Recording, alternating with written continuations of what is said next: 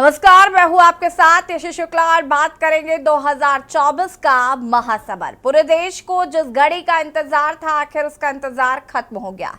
मुख्य चुनाव आयुक्त राजीव कुमार ने प्रेस कॉन्फ्रेंस कर लोकसभा चुनाव की तारीखों का ऐलान कर दिया है। देश के सबसे बड़े चुनावी महाकुंभ की तारीखों का ऐलान आज मुख्य चुनाव आयुक्त राजीव कुमार ने किया। मुख्य चुनाव आयुक्त ने बताया कि लोकसभा चुनाव का पहला चरण 19 अप्रैल, दूसरा चरण 26 अप्रैल, तीसरा चरण 7 मई, चौथा 13 मई, पांचवा चरण 20 मई, छठा चरण 25 मई और सातवां चरण 1 जून को होगा। 19 अप्रैल से 1 जून तक 7 चरणों में होंगे लोकसभा चुनाव। वोटों की गिनती 4 जून को होगी। 2024 लोकसभा चुनाव के लिए तारीखों का ऐलान करने से पहले राजीव कुमार ने कई जानकारियां भी दी। चुनाव आयोग के मुताबिक देश में कुल मतदाताओं की संख्या करीब 96.8 करोड़ है। इसमें से 49.7 करोड़ पुरुष और 47 करोड़ महिलाएं हैं। इस बार 1.82 करोड़ मतदाता पहली बार वोट डालने वाले हैं। 2024 में 7 चरण का चुनावी संग्राम जो है वो छिड़ चुका है। आज चुनाव आयोग ने प्रेस कॉन्फ्रेंस की और चुनाव की तारीखों की घोषणा कर दी है। पूरी तैयारी हो चुकी है और अब प्रचार की तैयारी है। बात अगर हम करें प्रेस कॉन्फ्रेंस में राजीव कुमार ने क्या कुछ कहा है वो भी आपको सुना देते हैं। और पूरी स्टेट्स में इन सबके साथ समीक्षा करने के दौरान और उसके बाद हमें ये विश्वास है कि हम एक यादगार, स्वतंत्र, निष्पक्ष चुनाव एक पर्व के रूप में सबकी भागीदारी के साथ सुनिश्चित कराएंगे। Before I share the schedule, मैं आपको बताना चाहता हूं कि भौगोलिक, सांस्कृतिक, सामाजिक रूप से विविध इतने बड़े देश में चुनाव कराने के लिए हमने अपने आप को कैसे ओवर द 2 इयर्स पीरियड तैयार किया है। दुनिया के सबसे बड़े लोकतंत्र के चुनावों में लॉजिस्टिक्स और मटेरियल प्रबंधन ही अपने आप में एक बहुत बड़ी चुनौती है। तो let us show you what is the magnitude by which we are doing this elections. We have 97 crore registered voters, more than the combined voter की कोई भी छूटे नहीं। नेशनल आइकन्स को बड़ी संख्या में हमने यूथ को अपने साथ जोड़ने के लिए इस कार्य में लगाया है। हमें विश्वास है कि यूथ न सिर्फ वोट करेंगे बल्कि हमारे एम्बेसडर्स भी बनेंगे। जो इन्फ्लुएंसर्स हैं वो भी हमारे साथ जुड़ेंगे। वो अपने साथ यूथ एक के साथ अपने 10 दोस्तों को भी लेके आएंगे। और इस बार हम कन्विंस्ड हैं अपने डिफरेंट आउटरीच एक्टिविटीज की वजह से। और अब आपको ग्राफिक्स के जरिए बताते हैं कि किन चरणों में किस राज्यों में होंगे चुनाव। 7 चरण में लोकसभा चुनाव होने हैं। पहले फेज का मतदान 19 अप्रैल, 21 राज्य और 102 सीटें। दूसरे फेज के मतदान में 26 अप्रैल को मतदान होगा, 13 राज्यों में होगा और 89 सीटें हैं। 7 मई को 12 राज्यों में चुनाव होंगे जहां पर 94 सीटें हैं। 13 मई को 10 राज्यों में चुनाव होने हैं जिसमें 96 सीटें हैं। 5वें फेज में मतदान 20 मई को होगा, 8 राज्य हैं और 49 सीटें हैं। छठे फेज के मतदान की बात करें तो 25 मई को मतदान होगा, 7 राज्यों में चुनाव होंगे और 7 राज्यों में मिलाकर 57 सीटें हैं। 7वें फेज के मतदान की बात करें तो 1 जून को मतदान होगा, 8 राज्यों में चुनाव होंगे और 8 राज्यों को मिलाकर 57 सीटें हैं और 4 जून को चुनाव के नतीजे आएंगे। तो चुनाव आयोग ने प्रेस कॉन्फ्रेंस कर तारीखों का ऐलान कर दिया है। 7 चरण में लोकसभा चुनाव होंगे, 19 अप्रैल, 26 अप्रैल, 20 मई और हमने सिलसिलेवार तरीके से आपको ग्राफिक्स के जरिए बताया कि किन किन तारीखों को चुनाव होंगे और किन किन राज्यों में होंगे और कितनी कितनी सीटें हैं। आज हम इसी पर चर्चा करेंगे। अगर हम बात करें कांग्रेस की, अगर हम बात करें आम आदमी पार्टी की या फिर टीएमसी की और बसपा की, जिस तरीके से समाजवादी पार्टी की और भाजपा की, सभी राजनीतिक दल अपनी अपनी तैयारियों में जुटे हुए हैं। इंडिया अलायंस बनाया गया है। इंडिया अलायंस वर्सेस एनडीए ये चुनाव होगा और इंडिया अलायंस में भी सीटों का बंटवारा भी हो चुका है। हम आज इसी पर बातचीत करेंगे। फिलहाल चुनाव को लेकर राजनीतिक दलों की क्या कुछ तैयारियां हैं, कृष्णा पंडित वरिष्ठ पत्रकार हमारे साथ जुड़ चुके हैं, रतन डोभाल जी वरिष्ठ पत्रकार हमारे साथ जुड़ चुके हैं, अतुल सिंह जी कांग्रेस नेता हमारे साथ जुड़ चुके हैं, आजम खान जी सपा प्रवक्ता हमारे साथ जुड़ चुके हैं, मनदीप सिंह जी बीजेपी नेता हमारे साथ जुड़ चुके हैं। आप सभी का बहुत बहुत स्वागत है।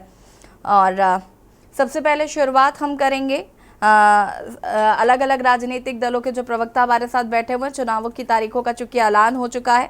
और आजम खान जी से शुरुआत करते हैं। आजम जी, अगर बात करें आज जो प्रेस कॉन्फ्रेंस हुई जिसमें चुनाव की तारीखों का ऐलान कर दिया गया है और इंडिया अलायंस जो है वो कितना मजबूती से चुनाव लड़ेगा?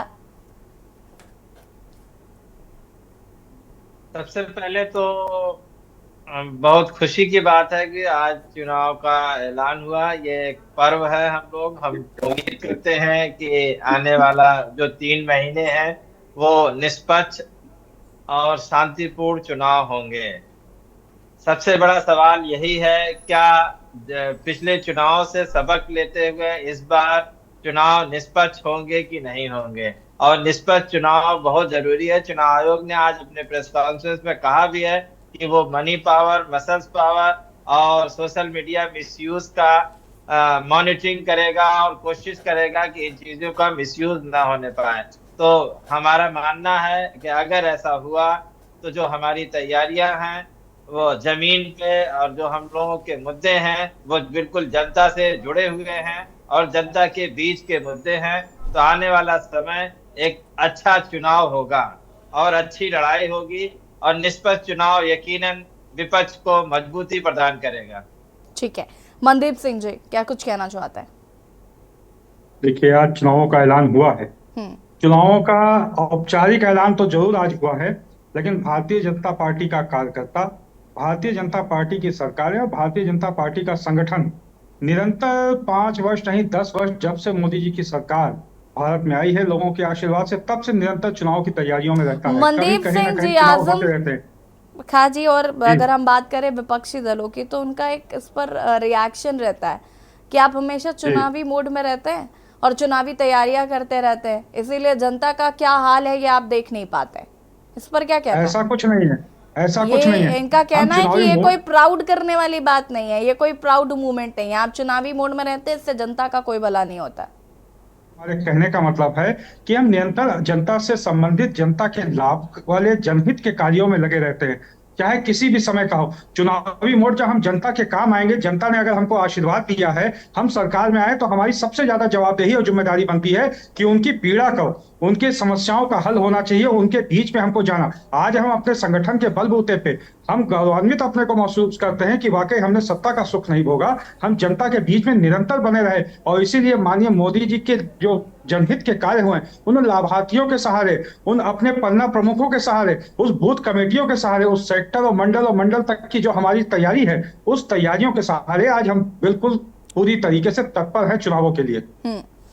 ठीक है, अतुल सिंह जी का रुख कर लेते हैं। अतुल सिंह जी, क्या कुछ तैयारियां हैं? लोकसभा चुनाव की तारीखों का भी ऐलान हो गया है। आज लोकसभा का चुनाव घोषित हुआ। 7 करोड़ में चुनाव होना है, निष्पक्ष चुनाव हो, ऐसा चुनाव आयोग ने निर्देश दिया है। और ये जिम्मेदारी जिले स्तर पर जिला चुनाव अधिकारियों की है और इससे चुनाव आयोग को नजर भी बनाए रखना, क्योंकि पिछले चुनाव भी आप सबने देखा किस तरह धांधली हुई, लेकिन कार्रवाई किसी पर नहीं होती। मैं आपके माध्यम से जो युवा मतदाता है, जो नए मतदाता जुड़े, उनको मैं बहुत बहुत बधाई देता हूँ। इस पर्व पर सब लोग अपना योगदान दें। और आप सब जानते हैं इस देश में मोदी सरकार ने कितना लोकतंत्र को खत्म करने का पूरा प्रयास कर रही है, किस तरह लोकतंत्र पर हमले हो रहे हैं मोदी सरकार के द्वारा। यही कांग्रेस पार्टी, हम सबके नेता राहुल गांधी जी लगातार संघर्ष कर रहे हैं। राहुल गांधी जी का आह्वान है इस देश की एकता और अखंडता को बचाने के लिए सब लोग कांग्रेस पार्टी और इंडिया अलायंस के साथ हैं। रही बात उत्तर प्रदेश में भी ऐतिहासिक चुनाव होने जा रहा है। ये कौन सी बात है कि 7 चरणों में उत्तर प्रदेश का चुनाव हो रहा है, बड़ी बात है। क्यों इस स्थितियां ऐसी क्यों बनी कि 7 चरणों में चुनाव हो रहा है उत्तर प्रदेश, खासकर उत्तर प्रदेश का। और क्योंकि तैयारी कांग्रेस और इंडिया अलायंस की गठबंधन तैयारी पूरी है। राहुल गांधी जी, अखिलेश यादव उत्तर प्रदेश में साथ लड़ रहे हैं और भारतीय जनता पार्टी और उनकी गठबंधन पूरी तरह से परेशान है।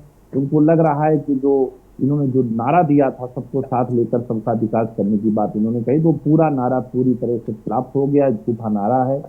बस किसी न किसी तरह सत्ता में आना चाहते हैं, लेकिन 2024 का चुनाव महत्वपूर्ण चुनाव है। उनको समझ में आएगा उनके फर्जीवादों को, जो फर्जीवादे लोग करते हैं और जो योजनाओं का नाम बदल करके अपने नाम पे रखते हैं, इनसे लोग परेशान हो गए। मैं बताऊं कि जो राहुल गांधी की जो 5 गारंटियां, इसका असर नीचे असर पड़ रहा है। महिलाओं को 50% आरक्षण देने की बात कही है राहुल गांधी जी ने, और जो गरीब महिलाएं हैं, जो जरूरतमंद है, उनको 1 लाख रुपए प्रतिवर्ष हमारी सरकार बनेगी तो सबको मिलेगा। एक ग्राम पंचायतों में महिलाओं को कैसे मजबूत किया जाए, उस पर भी हर पंचायत, हर ग्राम पंचायत पर अधिकार मैत्री एक बनेगी, जो महिला कर्मी के रूप में काम करेंगी। तमाम ऐसी योजनाएं हम सब, सरकार आएगी तो सरकार आते ही ये सब योजनाएं हम सब लाएंगे। धरातल पर काम करने वाले लोग हैं। आज इस देश में जो कुछ भी दिखाई दे रहा है कि कांग्रेस पार्टी और नेहरू गांधी परिवार के कारण है। अगर 10 साल हो गए मोदी सरकार को, ये बताएं इन्होंने जनहित में कौन सा काम किया? अभी इलेक्टोरल बॉन्ड में देखा आपने किस तरह लोगों से पैसा लिया गया, इसका जवाब अभी तक भारतीय जनता पार्टी नहीं दे पा रही है। लेकिन देश की जनता मोदी सरकार से जवाब 2024 में लेगी और उनको जवाब देना। ठीक है, हमारे साथ यहाँ पर रतन मणि डोभाल जी जुड़े हुए हैं। रतन मणि जी, तारीखों का ऐलान हो गया है, कैसे देख रहे हैं लोकसभा चुनाव को? सभी राजनीतिक दल अपनी अपनी कमर कस चुके हैं, तैयारियों की बात करी जा रही है, और इस बार इंडिया अलायंस और एनडीए के बीच कड़ा मुकाबला होगा। हाँ, निश्चित है। मैं जो आप कह रही हैं कि कड़ा मुकाबला तो होना ही है, होगा, चुनाव है। और खास तौर से ये जो असली रण तो उत्तर प्रदेश में ही होना है। बड़ा प्रदेश है, 80 सीटें वहां पर हैं, और वहां पर जो इंडिया गठबंधन का भी अपनी तैयारी है और उनकी भी तैयारी है, तो वो ये होगा। लेकिन असल सवाल ये है कि जो विपक्ष में जो लोग हैं, जो आज जो सवाल जो उठा रहे हैं, उन सवालों पर उन्होंने इन 5 सालों में क्या किया है कि जो आज जो मुद्दे आ रहे हैं, कर रहे हैं, इस बीच में 5 साल वो रहे हैं, इन मुद्दों को लेके वो जनता के बीच कितने गए हैं, जनता उनके कितने साथ रही है, उन्होंने कितने अपील किए, ये तो चुनाव परिणाम उसको बताएगा। लेकिन हमें जो लगता है कि बहुत सारे राज्यों में ये देखने को मिला है कि वो विपक्ष ने भी मित्र विपक्ष की सत्ता के साथ मित्र विपक्ष की भूमिका में रहे हैं बहुत सारे लोग। मैं नाम उनका लेना नहीं चाह रहा हूँ।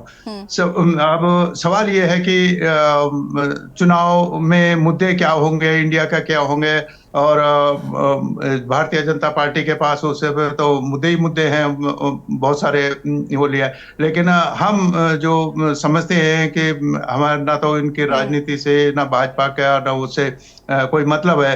हाँ, लेकिन मैं तो ये तो जानता हूँ कि हम खुश थे कि प्रधानमंत्री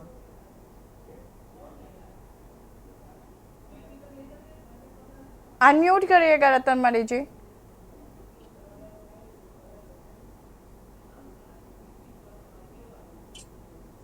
रतन मणि जी अनम्यूट कीजिएगा, आपकी आवाज नहीं आ पा रही है।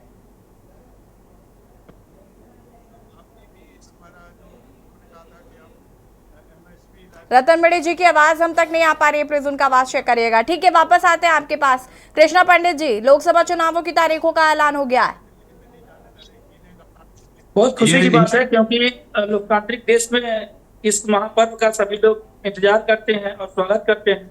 कुछ लोग इस तरीके से इंतजार करते हैं कि अब की बार शायद हमारी बारी आ जाए, और कई दिनों से, कई सालों से वो दूर हैं, तो निश्चित तौर पर उनका इंतजार साकार होते हुए दिख रहा है, नहीं दिख रहा है, ये तो अब समय बता देगा, परिणाम बताएगा।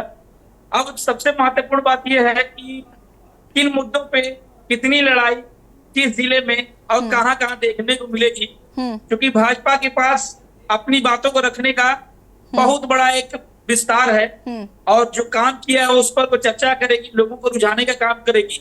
लेकिन जो विपक्ष है, जिनके पास आज के दिन में मुझे लगता है कि न के बराबर मुद्दे हैं, और अलायंस विपक्ष का भी बहुत कमजोर नजर आ रहा है। जहां एक तरफ मायावती जी ने स्वयं ताज ठोक दिया है, चर्चा तो यह है कि आने वाले दिनों में शायद मायावती जी कई सीटों पे साइलेंट हो जाएं।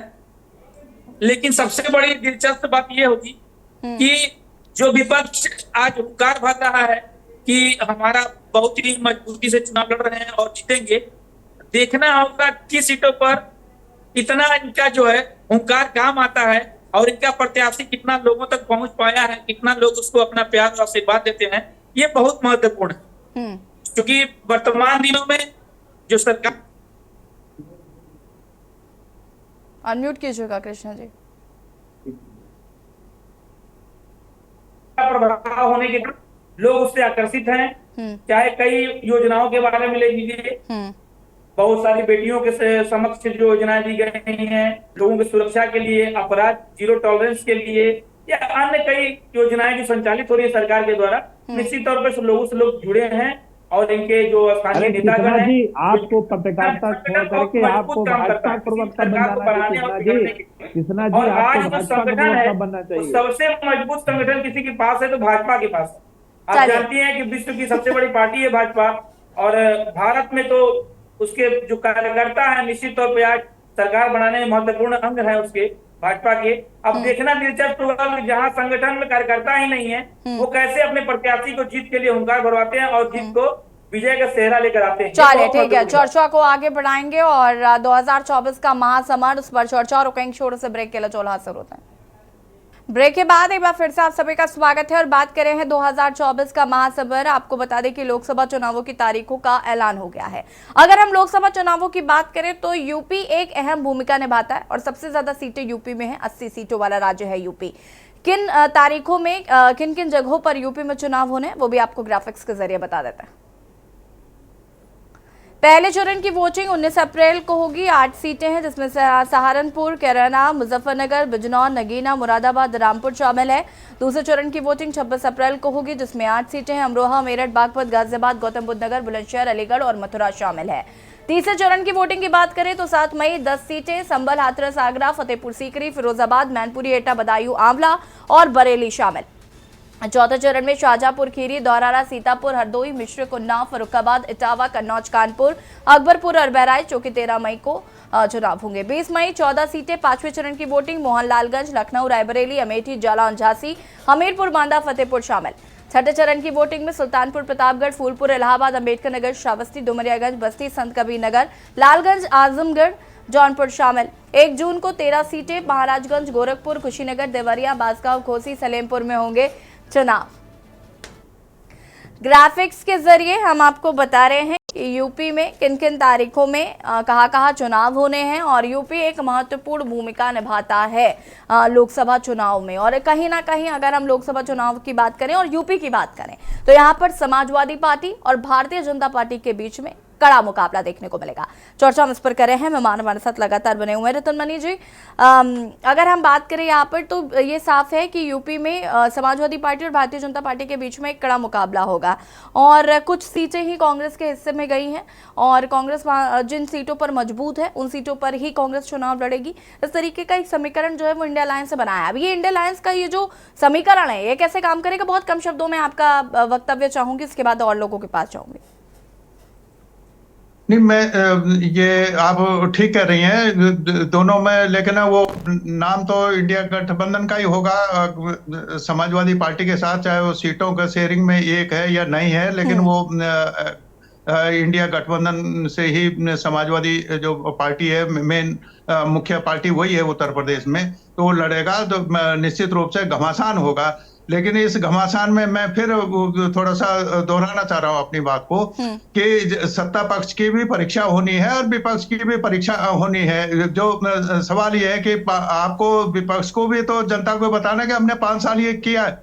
वो 5 साल जब वहां बुलडोजर चल रहा था वो क्या कर रहे थे, जब वहाँ ये लोग भर्ती के लिए शिक्षक और दूसरे भर्ती जब उन पर लाठीचार्ज हो रहे थे तब वो क्या कर रहे थे, जब बॉर्डर पर किसानों पर अत्याचार हो रहे थे तब वो पार्टियां क्या कर रही थी। ये परीक्षा तो उनको भी देनी है, बिल्कुल विपक्ष को भी देनी है, सत्ता पक्ष को भी देनी है, उसको भी जवाब देने हैं। और दूसरा सबसे बड़ी बात यह है कि आज की तारीख में ये हो गया है कि चुनाव निष्पक्ष होगा कि नहीं होगा, ये उस पर भी सवाल है। ये लोकतंत्र बचेगा कि नहीं बचेगा, ये संविधान रहेगा कि नहीं रहेगा, ये जो सवाल है अभी जो आप देख रहे हैं, हम तो देख रहे थे प्रधानमंत्री बड़े घर में, हम भी खुश थे कि हम काला धन लाने वाले थे। अब पता चल रहा कि काला धन तो वो सब अपने आप ही उन्होंने रख लिया। वो ले तो आए और हमें बताया नहीं यार। वो अब सुप्रीम कोर्ट कह रहा है कि आप बताओ, वो पता चल रहा है कि कैसे काला धन आपने लिया है।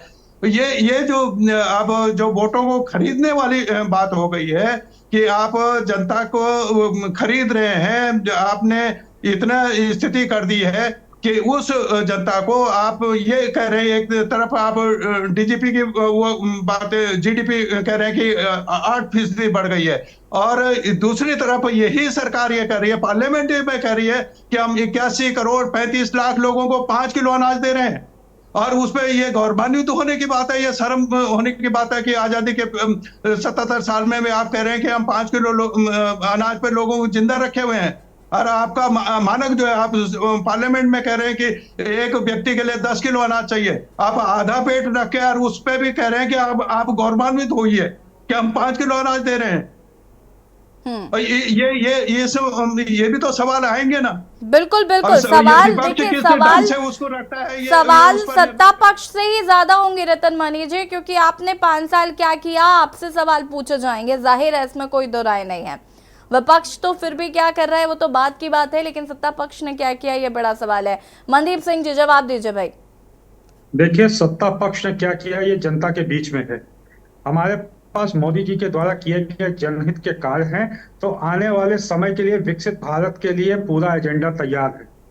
तो हमको कहीं सोचना नहीं है, हमको कहीं कुछ नहीं है। और जहां तक ये इलेक्ट्रिकल बॉन्ड बात कर रहे थे, इलेक्टोरल बॉन्ड पे, तो वहां पे आज हम भारत के गृह मंत्री जी और हम सबके नेता माननीय अमित शाह जी ने आज कहा है कि आने वाले समय में 2-1 दिन के अंदर आपको स्वयं पता लगेगा कि ये पैसा किसका है, कहां जा रहा। पहले क्या होता था, पहले की सरकारों में ये इलेक्ट्रॉनिक आजम खान जी आती हूं केवल पैसे की शुचिता के लिए था कि पैसा कहां जा रहा है और किसके पास जा रहा है, इसकी जानकारी सबको उपलब्ध हो सके। इससे पहले चेक के द्वारा लिया जाता था, कैश के द्वारा लिया जाता था। 100 रुपए 1100 किसी से लिए गए हैं, 100 अपने पास रखे जाते थे, 1000 अपने घरों में जाता था। 90 हजार करोड़ रुपए आपने यंग इंडिया किसको किसको आपने लोन दिया हुआ था, ये पैसा कहां से आ रहा था। सारी चीजें आपके सामने है। आप आज जो बात कर रहे हो ये आने वाले से, और रही बात जो उत्तर प्रदेश में बहुत विपक्ष हमको जो चुनौती देगा, आप तो पहले भी चुनाव लड़ चुके हो एक साथ, दोनों लोगों ने चुनाव लड़ा है, दोनों पार्टियां एक साथ होकर चुनाव लड़ी हैं। आज मैं खुद एग्जिट पोल अभी देख रहा था, विभिन्न चैनलों के एग्जिट पोल देख रहा था, जिसमें ये दिखा रहे थे कि 74 सीट भारतीय जनता पार्टी को और सारे अलायंस 72 सीट, और सारे अलायंस मिलाइए तो 78 सीट के करीब भारतीय जनता पार्टी को दी जा रही थी। मैं इलेक्शन भी नहीं जाता, लेकिन UP deputy CM Keshav Prasad Maurya क्या कुछ कह रहे सुन लेते हैं। हो और फिर एक बार प्रचंड बहुमत की मोदी सरकार देश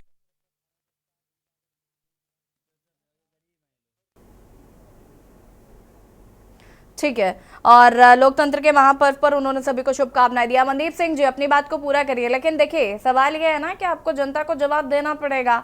जाहिर है आपसे ये पूछा जाएगा कि अभी भी आपको मुफ्त में राशन देना पड़ रहा है, तो ये गरीबी का आंकड़ा कम किधर हुआ? आप तो और 80 करोड़ लोगों को दे रहे हैं ना राशन। नहीं, हम जवाब देने के लिए तो तत्पर है, हम तो पूरा हिसाब लेके बैठे हैं। हमने तो 10 साल का अपना हिसाब लोगों के बीच में अपना रिपोर्ट कार्ड रखा है। हम निरंतर जवाब दे रहे हैं, कोई ये नहीं कि पर्टिकुलर एक दिन हम जवाब देंगे। और जहां तक बात है चुनावों की, चुनाव कोई हमारे लिए नई चीज नहीं, हम चुनाव लड़ने के लिए तैयार हैं। सारी चीज जो अनाज की बात आप कर रही हो, अभी हमारे अरे मनदीप सिंह जी बार बार चुनाव हमारे लिए नई चीज नहीं है। आप मुझे बताइए ना, चुनाव नया किसका है? हम लोकतांत्रिक देश में रहते हैं, यहाँ चुनावी प्रक्रिया किसी के लिए नई नहीं है। नहीं, यहाँ चुनावी प्रक्रिया किसी के लिए नई नहीं है ना, आपको ये बात समझनी पड़ेगी। और जनता आपसे पूछेगी नहीं कि 5 साल आपने क्या किया और 5 साल क्यों, 10 साल का जवाब मांगा जाएगा आपसे। नया कहने का तात्पर्य मेरा ये है, जो आज से तैयारी करना शुरू करेंगे कि आज अधिसूचना जारी हो गई है, आज से जो लोग जनता के बीच में जाएंगे, आज से जो लोग भारतीय जनता पार्टी के खिलाफ की तैयारी करेंगे, उनके लिए नया हो सकता है। हम तो परस्पर जनता के बीच में रहे, विभिन्न अभियानों के जरिए रहे, विभिन्न कार्यक्रमों के जरिए रहे हैं। ठीक है आजम खान जी। सर इनको सिर्फ एक एग्जांपल मैं बांट का देना चाहूंगा। एक है फ्यूचर गेमिंग की कंपनी जिनके हेड है सैंटियागो मार्टिन। ये कंपनी 1368 करोड़ रुपए का इलेक्टोरल बॉन्ड खरीदती है। और क्यों खरीदती है? 2019 में इसके ऊपर ईडी की रेड पड़ती है, 2022 में इसके ऊपर ईडी की रेड पड़ती है और 2023 में इसके ऊपर इनकम टैक्स की कार्रवाई होती है। तो इन सब कार्रवाइयों को बचने के लिए ये 1368 रुपए का सबसे हायर परचेजर है ये इलेक्टोरल बॉन्ड का। और तो इससे पहले जो आपको मिलते थे जब आप सत्ता शासन में थे, आपके पास तो लेखा तो कोई नहीं है। यानी अपने लाभ से ज्यादा इसने इलेक्टोरल बॉन्ड खरीदा है। और जाहिर सी बात है, ईडी और सीबीआई और इनकम टैक्स किसके पास है? विपक्ष के पास नहीं है, सत्ता पक्ष के पास है। ये इलेक्टोरल बॉन्ड सत्ता पक्ष को के लिए ही खरीदे गए हैं। रहा सवाल ये कहते हैं कि विपक्ष जमीन पे नहीं है, इनका ये वो कहते हैं ओवर कॉन्फिडेंस है। विपक्ष अपना जमीन पे काम कर रहा है। हम लोगों की बीच बूथ की कमेटियां बनी हुई हैं, हम लोगों ने भी पीडीए यात्राएं की हैं। हाँ ठीक है, वापस आते हैं अतुल जी, जी क्या कहना चाहते हैं? अभी ये जो भाजपा के साथी बता रहे हैं कि ये लगातार जनता के बीच हैं, जनता के बीच ये नहीं कि आधिकारिक जनता के बीच एकदम ये चुनाव लड़ा। धन्यवाद। अभी आप ये कह रहे थे कि जितनी भी हमारी योजनाएं हैं उन योजनाओं को भारतीय जनता पार्टी ने अपना नाम दे के वो क्या आप बता सकते हो? क्या स्वच्छता अभियान आपकी देन है? क्या आप ये बता सकते हो जनधन योजना आपकी देन है? ठीक है, आपको यहाँ पर रोकना चाहते हैं डिप्टी सीएम केशव प्रसाद मौर्य क्या कुछ कह रहे हैं, सुन लेते हैं। चुनाव की तिथियों का ऐलान हो, चुनाव हो और फिर एक बार प्रचंड बहुमत की मोदी सरकार देश को विकास के मामले में 100 वर्ष आगे ले जाने का काम करे और जो विकसित भारत का संकल्प देश ने लिया है, जो प्रधानमंत्री आदरणीय नरेंद्र मोदी जी ने गारंटी दिया है, वह सफल होगा। और 7 चरणों में जो चुनाव हो रहा है उसका भी स्वागत। 4 जून को मतगणना होगी, उसका इंतजार। और भारतीय जनता पार्टी 2022 से विधानसभा के चुनाव परिणाम के बाद ही लोकसभा चुनाव की तैयारी करना शुरू कर दिया था। उत्तर प्रदेश में 80 की 80 लोकसभा सीटें भाजपा और गठबंधन के हमारे साथी जीतेंगे। देश में भाजपा 370 प्लस और गठबंधन जो हमारा है एनडीए है वो 400 प्लस या सीटें जीतेगा, या मुझे पूरा विश्वास है। धन्यवाद। ठीक है, तो यहाँ पर डिप्टी सीएम केशव प्रसाद मौर्य को आप सुन रहे थे, जिन्होंने कहा कि हम जरूर 300 के 400 के पार ही सीटें जीतेंगे। साथ ही साथ उन्होंने लोकतंत्र के महापर्व पर जनता को भी शुभकामनाएं दी हैं। मेहमान हमारे साथ लगातार बने हुए हैं और सीधे मैं यहाँ पर कृष्णा पंडित जी का रुख करना चाहूंगी। कृष्णा जी अपनी बात को पूरा करिए प्लीज।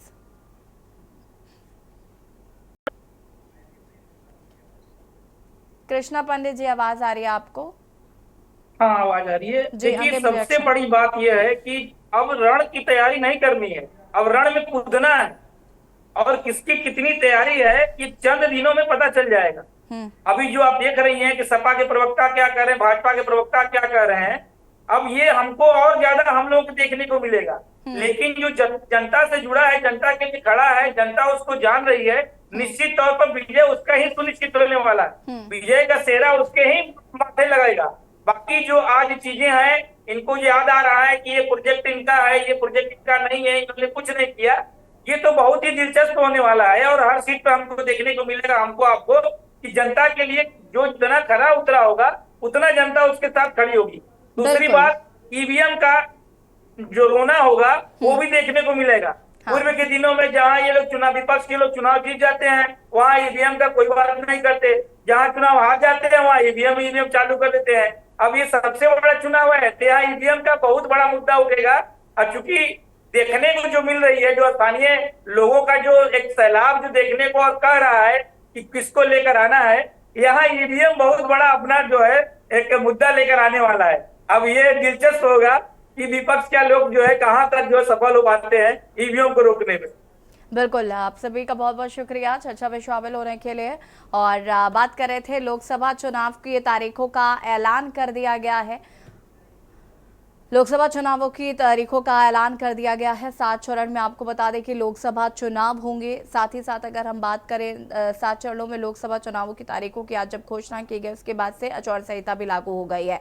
अब सभी राजनीतिक दल प्रचार प्रसार में लगेंगे और जहां एक और विपक्षी गठबंधन बनाया गया है, इंडिया गठबंधन बनाया गया है वो अपनी तमाम अलग अलग सीटों पर अलग अलग तरीके से चुनाव लड़ा जाएगा। इंडिया गठबंधन अपना एक तरीके से एक साथ चुनाव लड़ेगा और साथ ही साथ एनडीए अपने गठबंधनों के साथ चुनाव लड़ेगी।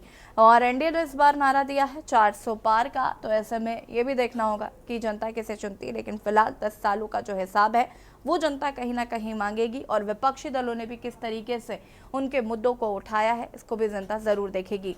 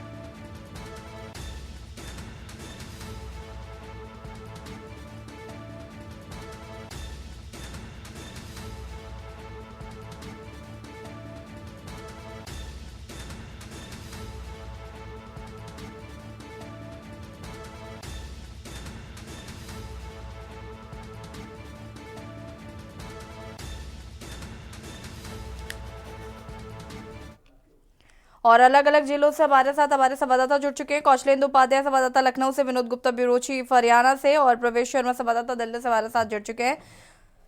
अलग अलग राज्यों से हमारे साथ माफ की जगह जुड़े हुए हैं और कौशलेंद्र उपाध्याय का रुख कर लेते हैं। कौशलेंद्र, अगर हम राजधानी लखनऊ की बात करें और यूपी की ओवरऑल बात करें तो जो चुनावों का तारीखों का ऐलान हो गया है, किस तरीके की सरगर्मियां जो है वो नजर आ रही हैं, क्योंकि आचार संहिता भी लागू हो चुकी है।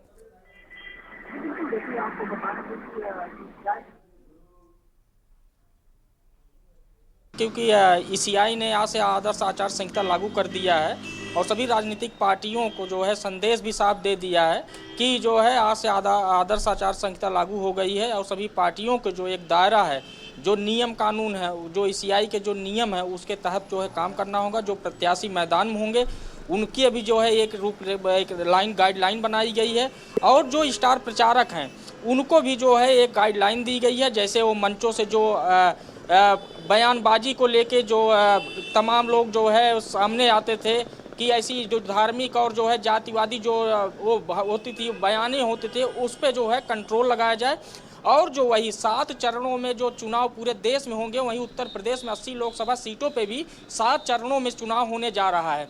पहले चरण से लेके जो 7वें चरण मतलब जो 19 अप्रैल से शुरू होकर जो 1 जून तक जो चुनाव है, यूपी के हर कोई लोकसभा चुनाव के जो डेट है वो यूपी में हर फेज पे है। तो ये सब चीज़ें देखते हुए कि जो वो है तो जो सरगर्मी है जो तमाम शहरों में या जो गाइडलाइन चुनाव आयोग की है कि जो प्रचार सामग्री है या जो तमाम जो झंडे हैं और या जो है गाड़ियों पे जो चिन्ह है, तमाम चीज़ों को हटाने का काम शुरू हो चुका है। सभी जो है एकदम जो इलेक्शन कमीशन की जो गाइडलाइन उसके तहत कार्रवाई शुरू हो गई है। और वहीं अभी 6 बजे उत्तर प्रदेश जो मुख्य निर्वाचन अधिकारी हैं उनकी भी प्रेस कॉन्फ्रेंस होगी। वो भी अभी कुछ न कुछ दिशा निर्देश देंगे और पूरे उत्तर प्रदेश में जो मतदाता हैं या तमाम जो है जो प्रत्याशी अभी घोषणा हो गया जो हैं उनके लिए भी जो गाइडलाइन है वो पूरा अभी जानकारी पूरी दी जाएगी। बिल्कुल कौशलेंद्र, वापस आते हैं आपके पास। विनोद गुप्ता ब्यूरो चीफ हरियाणा से हमारे साथ जुड़ चुके हैं। विनोद जी, पूरे अगर हम बात करें तो देश में आचार संहिता लग चुकी है और जिस तरीके से चुनाव आयोग ने प्रेस कॉन्फ्रेंस की है, तारीखों का ऐलान कर दिया है, अब राजनीतिक दलों की तैयारियां जो है वो कहीं ना कहीं जोर शोर से नजर आने लगेगी, प्रचार प्रसार जो है वो काफी तेज हो जाएगा। तो किस तरीके का माहौल जो है वो देखने को मिल रहा है? अनम्यूट कीजिएगा प्लीज। जी जी बिल्कुल, देखिए जिस हिसाब से जी कंटिन्यू करिए। देखिए जो सरगर्मियां पीछे चल रही थी कि कब आखिर लोकसभा चुनावों की कह लीजिए कि चुनाव जाब्ता या चुनाव आचार संहिता कब लगी है, वो आज शायद वो थम गई है और आज से ही आचार संहिता लागू हो चुकी है। सभी राज्यों की सरकारें अपने अपने राज्यों के अंदर चुनावों को लेकर तैयारियां भी कर रही है। हर जिले के अंदर बात करें, हरियाणा, पंजाब, हिमाचल और चंडीगढ़ की बात करें तो हर जिले के उपायुक्त ने सुबह से ही मीटिंगें शुरू कर दी थी और उसको देखते हुए अभी कई जिलों के अंदर जो है बोर्ड बैनर सभी को हटाना शुरू कर दिया गया है। और साथ के साथ अगर बता दें कि चुनाव की जो हरियाणा के अंदर और पंजाब, हिमाचल और पंजाब, चंडीगढ़ के अंदर एक ही चरण में, छठे और सातवें चरण में एक साथ चुनाव होने हैं। और एक साथ चुनाव के साथ साथ अगर छठे चरण की बात कर ले, हरियाणा के अंदर छठे चरण में एक साथ चुनाव होने हैं और साथ साथ एक उपचुनाव जो है करनाल में होना है, क्योंकि एक विधानसभा सीट वहां खाली हो चुकी थी, वहां पर एक बाई इलेक्शन हो रहा है, वो भी एक साथ छठे चरण में होगा 25 अप्रैल को। जी ठीक है। प्रवेश शर्मा संवाददाता दिल्ली से हमारे साथ जुड़े हुए हैं। प्रवेश, चुनाव आयोग ने तारीखों का ऐलान कर दिया है, सरगर्मियां दिल्ली में कैसी नजर आ रही हैं? इंडिया गठबंधन चूंकि काम कर रहा है, को जहां एनडीए तो वही दूसरी ओर इंडिया गठबंधन। बिल्कुल, आपने बिल्कुल सही कहा। देखिए आज जो है भारतीय चुनाव आयोग के जो मुख्य अध्यक्ष है राजीव कुमार, उन्होंने प्रेस कॉन्फ्रेंस करके सीधे तौर पर भारतीय चुनावों की तारीखों का ऐलान कर दिया है। और लगातार जो है आप देख रहे हैं कि पिछले लोकसभा चुनाव की बात करें तो उसमें भी 7 चरणों में एक चुनाव से संपन्न कराया गया था और इस बार भी जो है विशेष रूप से मैं बता दूं कि चुनाव आयोग ने 7 चरण ही रखे हैं। लेकिन सबसे बड़ी बात है कि चुनाव आयोग ने एक बार कुछ बदलाव भी करे, जिसकी घोषणा या ये कहे चर्चा साफ तौर पर प्रेस कॉन्फ्रेंस में की गई। सबसे बड़ी बात, जो 85 वर्ष के जो मतदाता है जो चुनाव वोटिंग सेंटर तक नहीं पहुंच सकते हैं, उनको वहां तक ले जाने की सुविधा दी जाएगी या इसके अलावा उनको फॉर्म भरवाकर घर पर ही वोट देने की बात जो कही है, इसमें एक नया रूपरेखा है। सीधे तौर पर मैं बता दूं कि ये पहले अक्सर ऐसा हुआ करता था कि जो चलने में असमर्थ है तो उनके लिए थोड़ी सी प्रायोजन की विधि को जरूर चुनाव आयोग ने किया था, लेकिन इस बार बदलाव किया है। चुनाव का बिल्कुल बढ़ चुका है, सभी पार्टियां कमर कसे हुए हैं। लेकिन सबसे बड़ी बात मैं आपको फिर से रिपीट कर रहा हूँ, कमर की बात करें, सबसे ज्यादा जो कमर कसी है वो इस बार चुनाव आयोग ने कसी है। सीधे तौर पर प्रत्याशी हो, उम्मीदवार हो, कार्यकर्ता हो, नेता हो, पार्टी हो, सबको स्पष्ट रूप से जो संदेश दिया है कि अगर इस बार किसी भी तरीके की हेट स्पीच करी या बात करें किसी भी प्रकार का कोई ऐसा उल्लंघन करने की कोशिश की तो कहीं ना कहीं पार्टी पर, चाहे नेता हो, उम्मीदवारों सब पर कार्रवाई करते हुए इलेक्शन कमीशन साफ तौर पर नजर आएगा। बिल्कुल। राजीव मिश्रा हमारे साथ जुड़े हुए हैं रायपुर से। राजीव जी, अगर हम बात करें छत्तीसगढ़ की तो यहाँ पर किस तरीके से चुनावी सरगर्मियां हैं, आचार संहिता लग चुकी है, अगर हम बात करें तो प्रशासन किस तरीके से अब अलर्ट मोड पर है, क्योंकि आचार संहिता का उल्लंघन करने वालों पर किस तरीके से कार्रवाई की जाएगी, कितनी सख्ती नजर आ रही है? अनम्यूट कीजिएगा।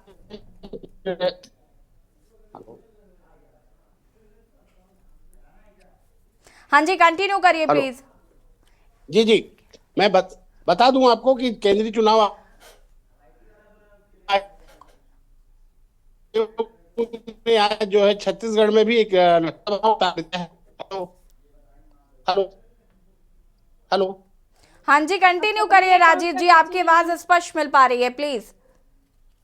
मैं आपको बता दूं कि छत्तीसगढ़ में 19, 26 अप्रैल और 7 मई के लिए लोकसभा के चुनाव के लिए तारीखों का ऐलान केंद्रीय चुनाव आयोग ने किया है, जिसके साथ ही आज से आचार संहिता यहाँ पर लागू हो गई है। और जिस प्रकार से विधानसभा चुनाव में आज चुनाव आयोग ने इस पर जिस प्रकार की यहाँ की व्यवस्था बना के रखी थी, इस बार भी उतनी ही कड़ाई से इसका जो है पालन करने के निर्देश जो दिए गए हैं। और चूंकि छत्तीसगढ़ में 11 लोकसभा सीटें हैं, जिनमें से 11 जिले ऐसे हैं जो कि संवेदनशील जिले हैं, नक्सलियों से प्रभावित जिले हैं, तो वहां पर इनकी फोर्स की व्यवस्था काफी सुदृढ़ रखी जाएगी। और इसी के लिए जो है इस प्रकार की व्यवस्था प्रशासन मुस्तैदी के साथ करने को जा रही है, जैसे कि विधानसभा चुनाव में जो छिटपुट घटनाएं हुई थी वो लोकसभा में इस बार देखने को ना मिले। जी सुनील मालवीय भोपाल से हमारे संवाददाता जुड़े हुए हैं। अगर हम मध्य प्रदेश की बात करें तो यहाँ पर किस तरीके से तैयारियां की जा रही हैं? अब आचार संहिता भी लागू हो चुकी है, तो प्रशासन किस तरीके से सख्ती बरतता हुआ नजर आ रहा है? जी बिल्कुल, देखिए जैसे मध्य प्रदेश में 4 चरणों में लोकसभा चुनाव होगा और मध्य प्रदेश में चुनावी जो संकलन बच चुका है। मध्य प्रदेश की अगर बात किया है, भारतीय जनता पार्टी ने अपने 29 प्रत्याशियों की भी सूची जारी कर दी गई है। और बात किया है कांग्रेस की, तो कांग्रेस ने जो अपने जो प्रत्याशी है 10 प्रत्याशियों की सूची जारी की है। और जो निर्वाचन आयोग भी बिल्कुल सख्त है, जो बैनर अन्य जो विपक्षी दल हैं उनके जो बैनर पोस्टर लगे हुए हैं उनको निकालने की प्रक्रिया चालू कर दी गई है। निर्वाचन के जो अधिकारी हैं बिल्कुल सख्त हैं, सख्त निर्देश दिए गए हैं। किसी भी प्रकार के जो राजनीतिक दल बिना परमिशन के अपने जो फ्लैग्स हैं, बोर्ड्स हैं, होर्डिंग नहीं लगा सकते हैं। और मध्य प्रदेश की बात किया है तो मध्य प्रदेश के जो चुनाव है वो 4 चरणों में चुनाव होंगे। जी यस, ठीक है। कौशलेंद्र का रुख करते हैं। कौशलेंद्र, अगर हम यूपी की बात करें तो यहाँ पर पहले से ही प्रशासन काफी अलर्ट मोड पर था और अब आचार संहिता भी लग गई है, तो तमाम तैयारियां जो हैं वो प्रशासन की तरफ से भी की जा रही होंगी।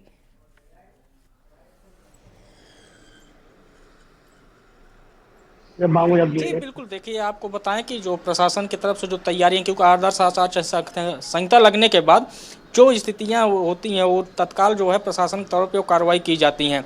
जैसे जो शहर में जो प्रचार वाहन जो है उन सबको लोगों पे उस पर रोक लगती है। उसके बाद जो है जो झंडे हैं, जो सिंबल हैं, जो पार्टी कार्यालय के आसपास जो लोगों की होर्डिंगें होती है उस पर तत्काल उसको हटाया जाता है। वो नगर निगम की जिम्मेदारी है और नगर निगम तत्काल जो है अपना दस्ता लेके जाता है और उसको तुरंत वहाँ से हटाता है। चाहे कोई भी व्यक्ति हो, जो झंडे हैं, जो तमाम जो है पार्टी के सिंबल हैं, उस पर भी जो है कार्रवाई की जाती है। और जो आदर्श आचार संहिता की जो गाइडलाइन है उस हिसाब से देखा जाए, जैसे पहले फेज में जो पश्चिमी यूपी है वहाँ पे जो है जो चुनाव होंगे लगभग 8 सीटों पे, वहाँ पे पहले फेज में चुनाव है, तो वहाँ पे भी प्रशासनिक अमला पूरा लगा हुआ है। और जो प्रत्याशी हैं उनको भी सब गाइडलाइन जारी कर दी गई है और जो पार्टियों के लिए निर्देश, दिशा निर्देश है वो भी गाइडलाइन है। और जब आदर्श आचार संहिता लगती है तो आमूमन सी बात है कि जो क्षेत्र में, जो इलाके में जो संवेदनशील इलाके होते हैं, जो बूथों की स्थिति होती है, जिस बूथ पे संवेदनशील वहाँ पे जो है पुलिस फोर्स का जो है वो चाहे ग्रामीण इलाका हो चाहे शहरी इलाका हो, वहाँ पे पुलिस फोर्स जो है फ्लैग मार्च करना शुरू कर देती है। और आज भी अब शहरों में देखिए, अभी शाम से ही जो पुलिस का फ्लैग मार्च है वो शुरू हो जाएगा। और जो है जो शहरों में जो गतिविधियाँ हैं, जो सामान्य तौर पे जहाँ कुछ उनको लगता है कि नहीं यहाँ पे बवाल या कुछ स्थिति बढ़ने की वो रहती है, वहाँ पे पुलिस फोर्स तैनात किया जाए। सेंट्रल फोर्स की आवश्यकता होती है, सेंट्रल फोर्स भी वहाँ पे लगा दी जाती है। ठीक है, हमारे साथ विनोद गुप्ता जी भी बने हुए हैं। विनोद जी, अगर हम बात करें तो प्रशासन की सख्ती किस तरीके से देखने को मिलेगी? आचार संहिता लागू कर दी गई, उसका कोई उल्लंघन ना करे, इन तमाम चीजों को लेकर किस तरीके से निर्देशित किया जा रहा है? जैसे देखिए, लोकसभा चुनावों के जो ऐलान हो चुका है उसके बाद कह लीजिए हरियाणा पंजाब के अंदर हर जिले के अंदर डीसीओ ने सुबह से मीटिंग, जिला उपायुक्त ने सुबह से मीटिंग शुरू कर दी। आज सुबह से हम चंडीगढ़ भी गए थे। चंडीगढ़ के अंदर आज अगर हरियाणा का जो मंत्रिमंडल का विस्तार होना था वो शायद लोकसभा चुनाव की करके रुक गया था। वहां पर भी पुलिस प्रशासन की बात कर ले, जो प्रशासन उसकी बात कर ले, उन्होंने जगह जगह फ्लैग मार्च भी किए थे और आम लोगों से बात भी की है। लोग जो पार्टी कह लीजिए जो जितने भी बिजनेस वाले हैं, चाहे काम करने वाले हैं, जितने फैक्ट्रियों के लोग हैं, उनसे भी स्पष्ट कहा कि आप लोग चुनाव में अगर हिस्सा लेंगे तो कहीं ना कहीं आप लोग शांति भी जरूर बना के रखें। जितने भी राजनीतिक दल है उनसे भी बातचीत चल रही है सुबह से ही। और हरियाणा पंजाब के अंदर भी सुबह से एसपी डीएसपी के अलग से मीटिंग चल रही है। सुबह 5 बजे से सुबह देर के बाद सुबह 5 बजे से मीटिंग जो है अधिकारियों की लगातार जारी है। और सिर्फ इसलिए कि कानून व्यवस्था खराब ना हो, क्योंकि हरियाणा पंजाब के अंदर पहले से तनाव था और तनाव और ना बढ़े, या कह लीजिए कि लोकसभा चुनाव बड़ी शांति के साथ निपटे, उसको लेकर हरियाणा पंजाब की पुलिस और चंडीगढ़ की पुलिस करते हैं और हर जगह फ्लैग मार्च भी, एक जगह फ्लैग मार्च भी किया और मीटिंग पे मीटिंग करी जा रही है। जी ठीक है, प्रवेश शर्मा संवाददाता दिल्ली से हमारे साथ जुड़े हुए हैं। प्रवेश, दिल्ली की अगर हम बात करें तो यहाँ पर प्रशासन किस तरीके से सख्ती बरतता हुआ नजर आएगा, साथ ही साथ क्या कुछ दिशा निर्देश दिए जा रहे हैं? बिल्कुल, देखिए चुनाव आयोग की घोषणा के बाद सीधे तौर पर मैं कह दूं आचार संहिता लागू हो गई है और इसका सीधे तौर पर जो काम होता है वो प्रशासन का होता है, पुलिस का होता है। विशेष रूप से किसी भी प्रकार के जो पोस्टर है, बैनर है, वो नगर निगम जो है यहाँ पर विशेष रूप से एक दस्ता लेकर रोड के साफ करता है। लेकिन सबसे बड़ी बात है कि आचार संहिता लगते ही जो है जो कैंडिडेट होते हैं या उम्मीदवार होते हैं या कार्यकर्ता होते हैं, दिल्ली की मैं बात कर रहा हूँ, वो विशेष रूप से अपने आप को खुद ही सतर्क करते हैं। अपने पोस्टर बैनर ज्यादातर वो स्वयं ही हटा लेते हैं, जिससे किसी प्रकार की कोई कार्रवाई ना हो। क्योंकि पिछली बार हमने देखा था कि कई उम्मीदवारों के ऊपर जो है नगर निगम की तरफ से जो है भारी भरकम चालान भेजे गए थे। इस वजह से दिल्ली में विशेष रूप से मैं बता रहा हूँ कि खुद कैंडिडेट, उम्मीदवार, कार्यकर्ता, पार्टी के लोग स्वयं ही अपने आप को ज्यादा सुरक्षित करना महसूस करते हैं और वो अपने इस तरीके की जो पोस्टरबाजी है उसको स्वयं ही रोक लेते हैं या ये कहें स्वयं ही उतार देते हैं। लेकिन फिर भी अगर ऐसा होता है तो उसके लिए प्रशासन पूरी तरीके से अलर्ट है। बात करें चुनाव की, तो चुनाव में विशेष रूप से जो है चुनाव आयोग ने सीधे तौर पर बताया कि 2100 से ज्यादा प्रवेश पूरे देश में रहेंगे और लगभग 96 करोड़ से ज्यादा 96,000 करोड़ से ज्यादा मतदाता इस बार वोट डालेंगे और पूरी तैयारी जो है चुनाव आयोग की तरफ से कर ली गई है। और सीधे तौर पर अब 7 चरण में जो है मतदाता अपना मत करेंगे और 4 जून को जो है मतगणना होगी और किसकी सरकार होगी ये जनता तय करेगी, ये आने वाला समय तय करेगी। बिल्कुल, हमारे साथ यहाँ पर छत्तीसगढ़ से हमारे संवाददाता राजीव जुड़े हुए हैं। राजीव, अगर हम बात करें छत्तीसगढ़ के, तो यहाँ पर किस तरीके से प्रशासन अलर्ट है, साथ ही साथ चुनावों को लेकर जो तैयारियां हैं उनको लेकर भी क्या देखने को? ठीक है राजीव, तक शायद आवाज नहीं पहुंच पा रही है। सुनील मालवी हमारे साथ मध्य प्रदेश से जुड़े हुए हैं। सुनील, अभी हाल ही में विधानसभा चुनाव मध्य प्रदेश में हुए और इस बार नेतृत्व जो है वो बदला गया है, लोकसभा चुनाव भी है। अगर हम बात करें यहाँ पर, तो राजनीतिक दलों का किस तरीके से रिएक्शन है इस पर? जी देखिए, बिल्कुल जैसे निश्चित तौर से हाल ही में विधानसभा चुनाव निपटा है और इसके बाद अब फिर लोकसभा चुनाव है। तो जो राजनीतिक दल है, चाहे कांग्रेस हो, चाहे भारतीय जनता पार्टी हो, चाहे समाजवादी पार्टी हो, चाहे बसपा हो, चाहे आम आदमी पार्टी हो, सभी राजनीतिक दलों ने कमर कस ली है। और मध्य प्रदेश में समाजवादी पार्टी का जो गठबंधन है, तो कांग्रेस उसी पर विचार विमर्श कर रही है। अभी कांग्रेस ने भी खुलकर अपने जो प्रत्याशी हैं उनको उतारा नहीं। हाल ही में 10 प्रत्याशियों को मैदान में उतारा है और हालांकि बीजेपी ने कोई कसर नहीं छोड़ रही। बीजेपी ने पहले ही अपने 29 प्रत्याशियों को की जो सूची है वो जारी कर दी गई है और बीजेपी इस समय बिल्कुल स्ट्रॉन्ग तरीके से कवर कर ली गई है और पूरे चुनावी मूड में नजर आ रही है। जी यशी, बिल्कुल, आप सभी का बहुत बहुत शुक्रिया। तो आप जानकारी साझा करने के लिए, और बता दें आपको कि 2024 का महासमर की शुरुआत हो चुकी है। आज इलेक्शन कमीशन ने प्रेस कॉन्फ्रेंस की और उसमें चुनाव की तारीखों का ऐलान कर दिया है। 7 चरण में लोकसभा चुनाव होंगे, जिसमें पहले फेज में मतदान 19 तारीख को होगा, फिर 26 अप्रैल को 13 राज्य करीब 89 सीटें दूसरे फेज में, तीसरे फेज में 7 मई को चुनाव 12 राज्यों में और 94 सीटें हैं 12 राज्यों में। चौथे फेज के मतदान की बात करें तो 13 मई को मतदान होंगे, 10 राज्य हैं, 96 सीटें हैं। 5वें फेज का मतदान 20 मई को होगा, 8 राज्य हैं और करीब 49 सीटें शामिल हैं।